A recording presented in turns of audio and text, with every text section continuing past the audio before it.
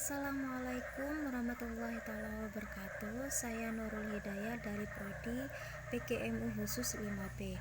Di sini saya akan menjelaskan tentang penelitian kualitatif dan kuantitatif.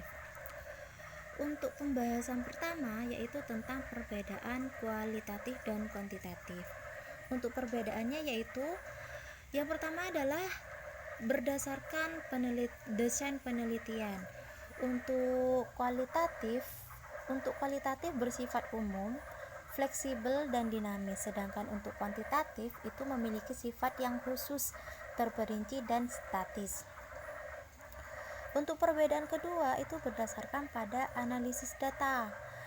Untuk kuantitatif dapat dianalisis pada akhir sebelum laporan.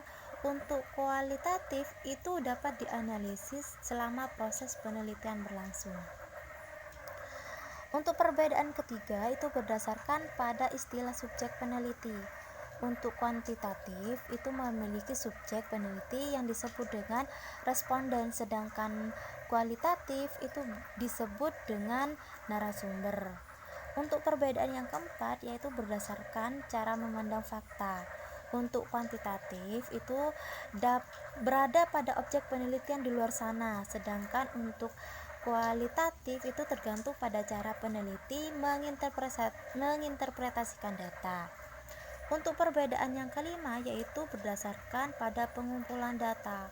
Untuk kuantitatif biasanya itu menggunakan teks atau kuesioner, sedangkan kualitatif itu berfokus pada sesuatu yang tidak bisa diukur oleh kebenarannya.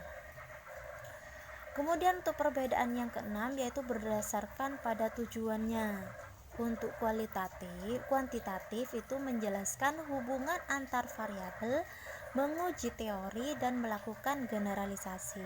Sedangkan untuk kualitatif itu memperoleh pemahaman yang mendalam, pengembangan teori, kemudian mendeskripsikan realita dan kompleksitas sosial. Untuk perbedaan berdasarkan jenis data itu yang ketujuh.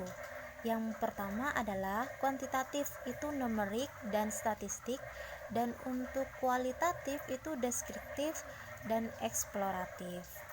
Selanjutnya saya akan menjelaskan tentang jenis-jenis metode kualitatif. Untuk jenis yang pertama itu disebut fenomenologi, yaitu mengkhususkan pada fenomena dan realita yang tampak untuk mengkaji, untuk menjelaskan di dalamnya. Kemudian yang kedua adalah etnografi, yaitu peneliti yang melihat kajian bahasa dalam perilaku sosial dan komunikasi masyarakat. Yang ketiga adalah studi kasusnya. Yang keempat adalah metode historisnya, yaitu peneliti yang memiliki fokus peneliti berupa peristiwa-peristiwa yang sudah berlalu dan melakukan rekonstruksi masa lalu dengan sumber data. Yang kelima adalah tujuan peneliti kuantitatifnya itu sendiri. Untuk selanjutnya adalah langkah-langkah peneliti kualitatif. Di sini untuk langkah-langkahnya itu ada 6. Yang pertama yaitu memilih masalah. Jadi sebelum kita melakukan suatu penelitian, hendaknya kita mencari masalah dulu yang tepat, yang sesuai dengan keadaan sekitar. Kemudian yang kedua yaitu pengumpulan bahan yang relevan.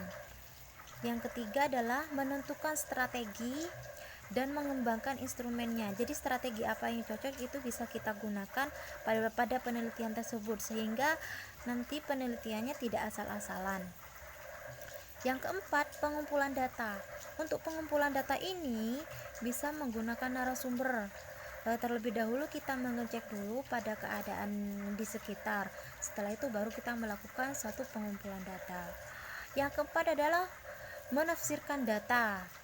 Yang kelima adalah melaporkan hasil penelitian. Jadi untuk melaporkan hasil penelitian itu mungkin sudah tampak pada sebuah laporan diisinya, di mana hasil dari pengumpulan data kita laporkan pada yang ada di dalam hasil penelitian itu tersendiri. Yang selanjutnya adalah contoh atau topik penelitian kualitatif. Jadi untuk contoh-contohnya ini itu bisa kita ambil di masyarakat ataupun di lingkungan pendidikan. Misalnya kayak pertama contohnya adalah makna kepemimpinan kepala sekolah dalam meningkatkan kualitas pendidikan. Di sini adalah perannya yaitu kepala sekolah.